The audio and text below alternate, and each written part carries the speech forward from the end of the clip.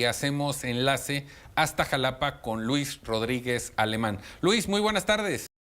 Hola Guillermo, ¿cómo estás? Saludos a ti y a Venus en la mesa.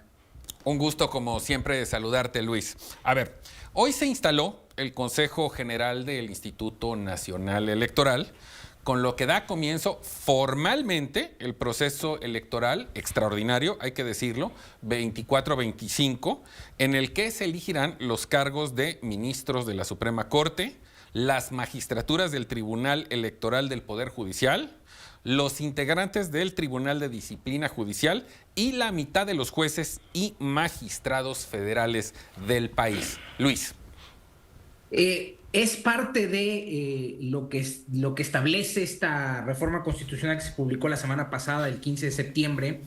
Por ahí vi que llamó mucho la atención que ya estemos formalmente en el proceso electoral, pero así lo establecieron los transitorios de la reforma. Y yo quería hoy hablar precisamente de estas etapas, de qué es lo que sigue para la implementación de esta reforma judicial, qué es lo que sigue para la elección en 2025 de miles de cargos, incluidos jueces, magistrados, ministros, y toda la estructura del Poder Judicial de la Federación, que habrá de ir a elecciones, que tendrá que ser concurrente también con la elección de jueces y magistrados locales, porque así lo establece la propia reforma constitucional en sus transitorios. Primero, lo que bien señalabas, ¿no? La reforma establece que a partir de la entrada en vigor del decreto, es decir, un día después de que se publicó, inició el proceso extraordinario electoral 2024-2025 y en el segundo transitorio se establecía que el INE tenía 7 días a partir de la publicación de este decreto para instalar el Consejo General en el que se estableciera el inicio formal, ¿no? La etapa de preparación de la elección que habrá de celebrarse el junio de 2025. Después de este, digamos que procedimiento que está realizando o que realizó el Consejo General del INE el día de hoy, por cierto, Consejo General en el que se aprobaron 3 acuerdos, ¿no? Uno es precisamente la declaratoria formal del inicio del proceso, otro es en el que se instaló una comisión temporal que habrá de encargarse de todos estos actos preparativos para digamos que el inicio formal de las campañas, por decirlo de alguna otra manera, ¿no? Y de todas las etapas que tendrán que desarrollarse en forma previa, durante y después a la elección. Y el otro es un acuerdo por el que se establecieron las bases para determinar la calendarización de lo que habrá de ser este proceso electoral. Bueno, después de esto viene en un plazo de 30 días naturales máximo, o sea, contado todo a partir del día en que entró en vigor el decreto, el Senado de la República tendrá que emitir la convocatoria. El INE tendrá que hacer su calendarización, digamos que de manera conjunta con lo que determina el Senado, porque quien define las fechas y plazos para este proceso no es el INE, sino el Senado. Así lo establece la reforma constitucional en sus transitorios. Después de estos 30 días, los poderes de la Unión tendrán que entrar en este proceso de selección interna de quienes tendrán que ser las postulaciones a cada uno de los cargos que habrán de elegirse, ¿no? Es un proceso al que se le va a dar mucho tiempo. ¿Por qué? Porque son demasiados cargos. Estamos hablando que será aproximadamente entre principios de octubre hasta febrero del 2025, fecha en la que la reforma establece que es el día máximo, si no me equivoco, es el 12 de febrero, que tiene el Senado como límite para mandar al INE la lista final de quiénes van a ser los candidatos, ¿no? Y después recordemos que la propia reforma establece que son 60 días de campaña los que tendrán todos los aspirantes para, de alguna otra manera, allegar votos a su postulación, ¿no? Ese es el caminito que sigue.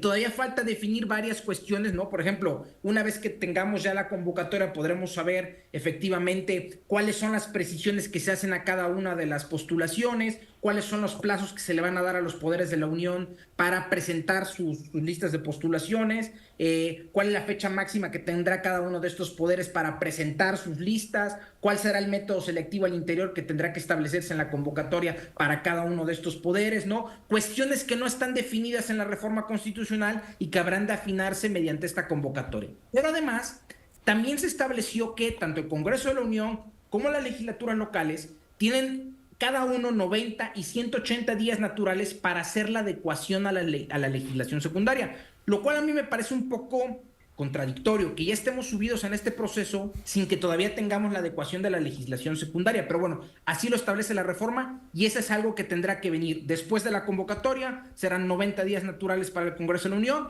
y 180 días para las legislaturas locales para hacer la adecuación de la legislación secundaria. Venus. Oye, Luis, ¿cuál va a ser el criterio territorial? Porque mira, los diputados pues están en los 300 distritos de mayoría relativa. Algunos estados con más población tienen más y hay esa cierta apego territorial. Pero en el caso de los jueces no debe haber un apego territorial porque son adscripciones judiciales. ¿Cómo va a votar, por ejemplo, un ciudadano en Yucatán? No tendría por qué votar por los jueces federales que estuvieran no sé, en Baja California, por ejemplo.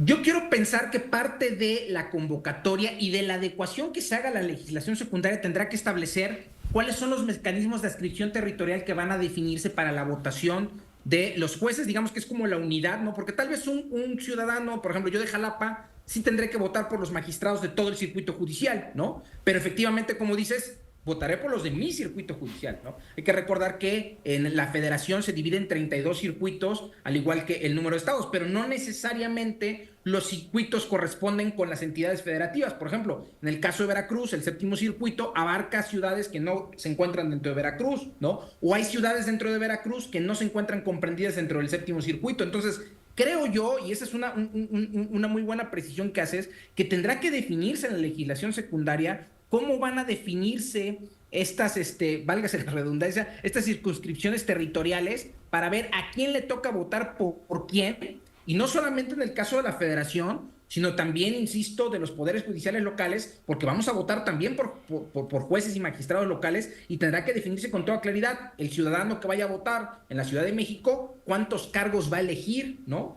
De esos cuántos cargos va a votar por todos los jueces de toda la circunscripción o nada más por los jueces a los que se encuentre adscrito directamente. O sea, sí hay muchas cuestiones que falta por determinar y que yo quiero pensar que todo eso será materia de la legislación secundaria. Por eso es que me llama mucho la atención que estemos ya subidos en el proceso sin que todavía todo eso esté totalmente definido, ¿no?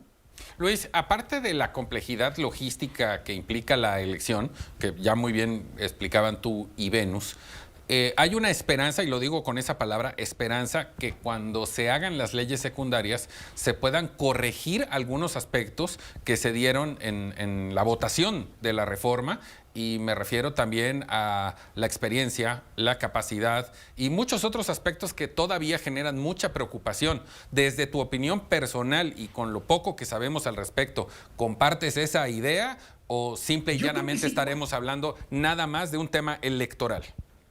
Yo creo que sí tendrá que darse ciertas adecuaciones y ciertas modulaciones. Y te voy a poner un ejemplo concreto. Los transitorios de la reforma hablan de que también tendrá que definirse las listas de candidaturas por materia, porque hay que recordar que los juzgados federales tienen materia mercantil, tienen materia laboral, tienen materia penal, tienen materia mixta que se encarga de amparo y de otras materias. Entonces, para poder hablar por materia y para poder definir estas listas por especialidad, en la legislación secundaria tendrá que establecerse ciertos requisitos mínimos para cada uno de los aspirantes a cada uno de esos órganos judiciales especializados, ¿no? No puedes dejar abierta la posibilidad de que cualquier persona pueda aspirar a un órgano especializado si no pones un filtro previo conforme al cual el que va a buscar ser juez de distrito en materia penal acredite por lo menos tener especialidad en la materia penal. Sí creo que, por poner ese ejemplo, en la legislación secundaria veremos muchas precisiones que la Constitución no permite establecer, porque también no es una omisión. La Constitución no puede tener un catálogo interminable de disposiciones porque no es para eso la Constitución. La Constitución establece de manera abstracta lo principal y corresponde a la legislación secundaria determinar, digamos, el contenido de lo abstracto que es la Constitución. Vemos. Pues ahora la carrera judicial ya no va a existir porque pues si los ciudadanos votan a los jueces, se acabó la carrera judicial, lo cual no necesariamente quiere decir que cualquiera sin preparación va a poder ser juez. ¿Cuál serían, tú hablaste de filtros ahorita, por ejemplo, si alguien quiere ser juez en materia penal, pues tendría que acreditar que tiene ese conocimiento. ¿Cuáles son estos filtros? ¿Ya se saben, ya se conocen, están detallados o también es algo que se va a ir implementando? La Constitución habla de comités de evaluación. Por ejemplo, tenemos el ejemplo de lo que pasa con las consejerías del INE, ¿no? Digamos que el momento selectivo de estas consejerías pasa primero por un filtro previo, que es un comité de evaluación que se integra por personas que tienen ciertos conocimientos y que permiten hacer una serie de evaluaciones antes de definir la lista. La Constitución habla también de estos comités de evaluación y yo estoy seguro que estos comités de evaluación servirán precisamente para definir cuáles son los mecanismos que se van a utilizar para determinar quiénes pueden y quiénes no pueden aspirar, ¿no? Porque si bien es cierto que la Constitución parece que los requisitos que establece para ser juez son muy mínimos, ¿no? Por decirlo así, pues eso no quiere decir que el comité de evaluación no pueda establecer requisitos adicionales, ¿no? Porque esa puerta queda abierta en la reforma constitucional y los propios senadores de Morena, yo recuerdo al senador, al ahora diputado Monreal, en su momento senador Monreal, diciendo que para eso van a ser los comités de evaluación, ¿no? Para definir de manera concreta cuáles son los requisitos que tienen que evaluarse para quien aspira a ser juez, magistrado o ministro. Solo cabría esperar que esos comités de evaluación, a su vez, sean designados bajo el criterio de la lógica, el conocimiento y la experiencia, porque si replicamos lo que se quiere hacer per se con los jueces y magistrados, vaya problema. Luis, muchísimas gracias. Abrazos, saludos a los dos. Hasta luego, Luis. Gran abrazo, Luis Rodríguez Alemán desde Jalapa. Vamos a un corte y continuamos aquí en Eduardo Ruiz Gili en Fórmula.